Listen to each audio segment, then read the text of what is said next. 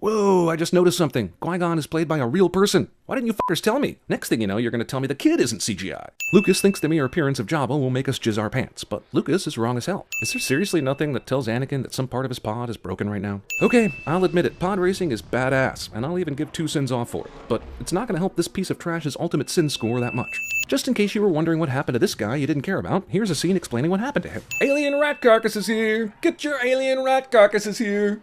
Sebulba's in the lead, followed closely by Skywalker! Okay, so how did Anakin catch up to Sebulba after his pod didn't start for the first 20 seconds of the race? And if his pod is faster, then why hasn't he blown past him already? He's had 2 major delays and somehow he's right behind the leader. Remember when Sebulba sabotaged Anakin's pod before the race even started? Yeah, after 3 laps and going zany miles per hour, only now does that affect the ship. So these computer screens tell you when something's wrong after all, but only after a ton of damage has been done. Aw, isn't that cute? This movie thinks it's Ben-Hur.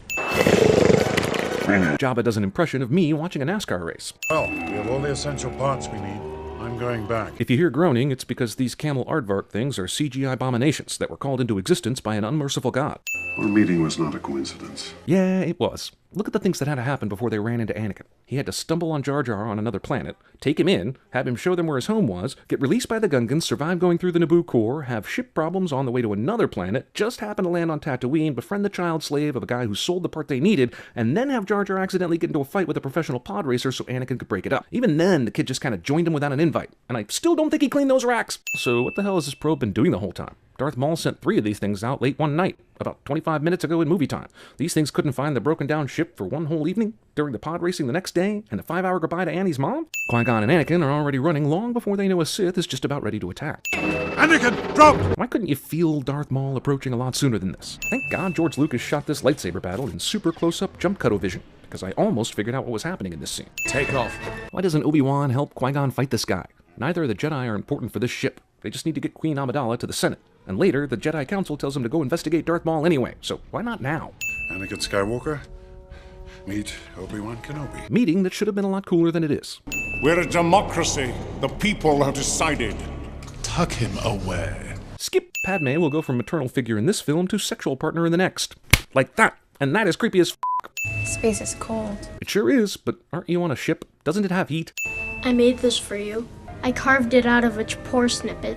When did you have time to do that? The total time Qui-Gon and everybody was down on the planet was like 3 days, and most of that time was spent fixing up your pod racer. Also, Japor snippets. But I don't need this to remember you by. Because we already have a creepy romantic connection that won't be spoken of aloud until you're old enough for me to see your Japor snippet, if you know what I mean. Wink.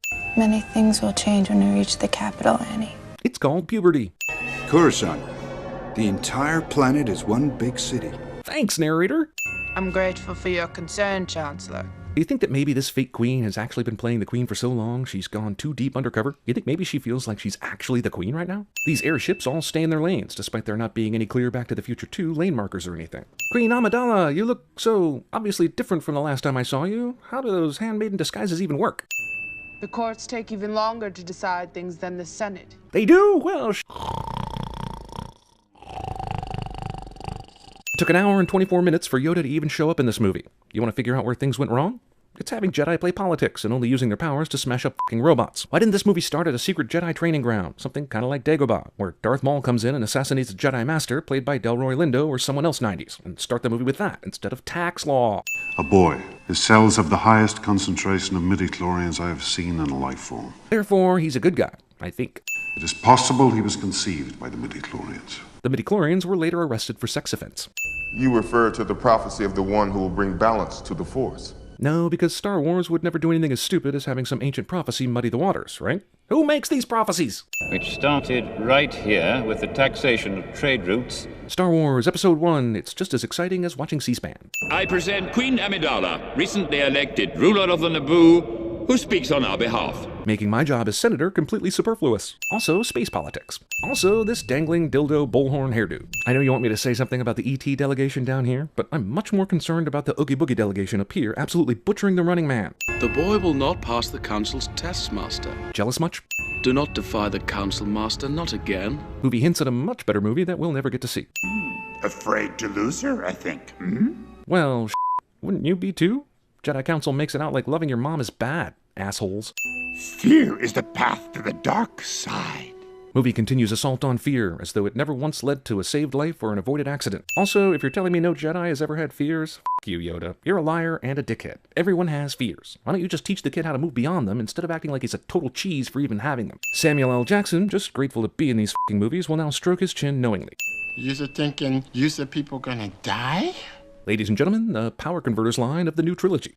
No, he will not be trained. Yoda just went on a rant about how fear leads to the dark side, but isn't the Council practicing fear by not allowing the training of Anakin? An apprentice you have, Qui-Gon. Impossible to take out a second. The code forbids it. Why? I heard Yoda talking about midi-chlorians. I've been wondering, what are midi-chlorians? Skip. I don't understand. I think Jake Lloyd got a bum rap. Look at the cast of this movie. It's full of amazing actors. Ewan McGregor, Samuel L. Jackson, Natalie Portman, Liam Neeson, Keira Knightley, and they're all playing blocks of wood. I can almost hear Lucas on set. That was a good take, but try doing the line more like you're dead inside. You know, like you're a computer. Lucas deserves any and all sins that might otherwise have been directed at the actors in this movie. Come on, R2. There's no chance you can roll up the high edge of this platform, but we'll cut away before that so no one will ever know. Did something happen to the blockade? Remember, absolutely nothing changed since they left, except the Trade Federation has a tighter stronghold on the planet, so why the free reign to fly into Naboo all of a sudden? I am Queen Amidala. I'm sorry for my deception, but it was necessary to protect myself. How were you all so fooled by this ancient statues that are never explained and have no bearing on the plot accidentally inspire Lost? We shall make you Bombard General. Well, he certainly is qualified. We can enter the city using the secret passages on the waterfall side. Secret passages ex machina. Somehow George Lucas manages to rip off the never-ending story. Once we get inside, you find a safe place to hide and stay there. The f*** is he doing on this mission anyway? Why isn't he chilling in Obi-Wan's apartment somewhere watching cheesy How to Be a Jedi videos? Phantom Menace accidentally inspires all the albums made by T-Pain. Prequel screen. That guy should have ejected. Steady, steady. Oh, no one's listening to your dumbass. Well, why didn't they just do this before? Also, what kind of force field keeps out cannon fire but lets droids just walk through it? We'll handle this. I don't know why the Jedi have to take Darth Maul by themselves. They have a whole army behind them that could easily take him out right now. Well, Darth Maul is a criminally underused badass, and Duel of the Fates is one of the finest pieces of film score ever written, so we'll take 3 sins off here without looking back. Wait, here it is. While looking for the trigger, Anakin, a trained pilot, first pushes 2 dashboard buttons before grabbing the obvious trigger device. Everything this scene is and represents. Also, in the span of 6 seconds, Jar Jar hits more targets than all the stormtroopers in the entire Star Wars franchise combined, and on accident. Why isn't Anakin dead? He doesn't even know how to fly this thing yet, and he's running straight into the enemy without any problem. I'll try spinning. That's a good trick. Yeah, try that, asshole kid we hate, who we already know is going to survive whatever bullshit we see. Try that. Birds! We're about to see our first true scene of suspense in the movie, but what the hell is this place? This is some Galaxy Quest here. Oh yeah, the Gungans are fighting in this battle. I completely don't care about them. I mean, forgot about them. Jar Jar makes a fantastic tactical decision by complete accident. No. Your occupation here has ended. After her! This one's a decoy. Look, I know you want to make these Trade Federation guys half-wits, but do they really think the real queen would just run out in the open like this to save a decoy? Also, why were they certain the unmade-up queen was the queen anyway? I know Amidala came out from hiding to the Gungans, but to the rest of the world too? Well, it isn't a Jedi-Sith duel without there being an impossibly unending fall of some kind nearby. What's that? It's blowing up from the inside! Yeah, funny story. Some little kid accidentally autopiloted one of our spacecraft inside the enemy ship and then accidentally fired a torpedo to set off the very chain reaction we need to defeat this thing. I know, I didn't believe it either, but what are you gonna do, am I right? Now this is pod racing. No, it's not. Too bad you don't have the 1,000 other ships that were forming the blockade earlier. Oh well. Enemies are controlled by one power source and die when it explodes cliché. Darth Maul taunts Obi-Wan here, but wouldn't it be pretty easy for him to kill Obi-Wan by, like, spear throwing his lightsaber 5 feet down into Obi-Wan's face? I mean, where's he gonna go to dodge that Darth Maul stands perfectly still while Obi-Wan does all this bullshit to kill him. Also, the coolest character this trilogy has gets killed like a little bitch in the first movie. It's too late. You're still alive? Goodbye, Qui-Gon. I'll be sure to mention you in the next trilogy. Psych! Now, Viceroy. Why did Amidala bother going back into her queen makeup and outfit and after doing battle with her soldiers? Did they actually sit around and wait for her to get all formal before sending the Viceroy back? Confer on you the level of Jedi Knight. The Council does. Because you killed that one Sith guy, and not because you passed whatever nebulous trials were talked about earlier, but which were never shown. Grave danger I fear in his training. Fear leads to the dark side, Yoda. Agree with you, the Council does. The Jedi Council changes their mind about training Anakin because he lucked out destroying the droid ship. They still sense fear in him, right? Nothing else has changed, right? Qui-Gon's funeral is, for some reason, held on Naboo. What will happen to me now? You turn into Hayden Christensen, of course. There's no doubt the mysterious warrior was a Sith. Always two there are. Except when you kill one, right? Then there's only one, right? Right? But which was destroyed?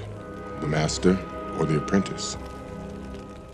This would be a great way to end the movie. But, well, the first movie ended with a big celebration, so I guess this one has to as well.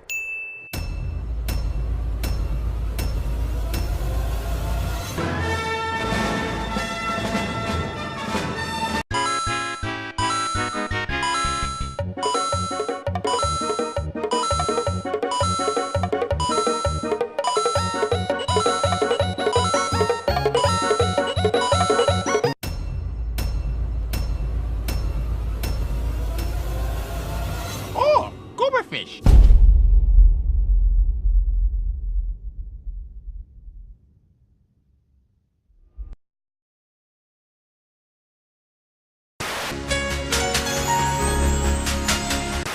I will not condone a course of action that will lead us to war. Open war is upon you, whether you would risk it or not. There are fields, endless fields, where human beings are no longer born. We are grown. Just keep swimming, just keep swimming, just keep swimming, swimming. I need parts for a J-type 327 Nubian. What's a Nubian? Cycle. Break off a stray from the herd and flush him to the right. This is getting out of hand. Now there are two of them. Double impact. There's two of them. Now there are two of them. This time, there are two. Terminator 2. Help me, Obi-Wan Kenobi. You're my only hope. I'm glad to have met you, Anakin. I was glad to meet you too. Oh, Lawrence, this is the happiest day of my life! I think my testicles are dropping!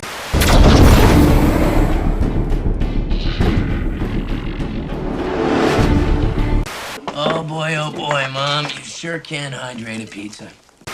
Hello, everybody, and welcome to this year's annual Las Vegas International Dodgeball Open, brought to you exclusively here on ESPN 8, The Ocho. There's only one person who guns an engine like that. It's gotta be the roughest, tough guy of them all, Machine Gun Joe Viterbo!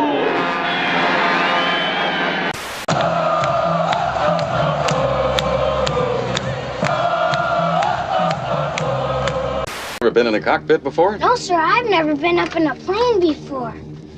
You ever seen a grown man naked? You will bow down before me, both you, and then one day, your ass! You maniacs! You blew it up! Damn you!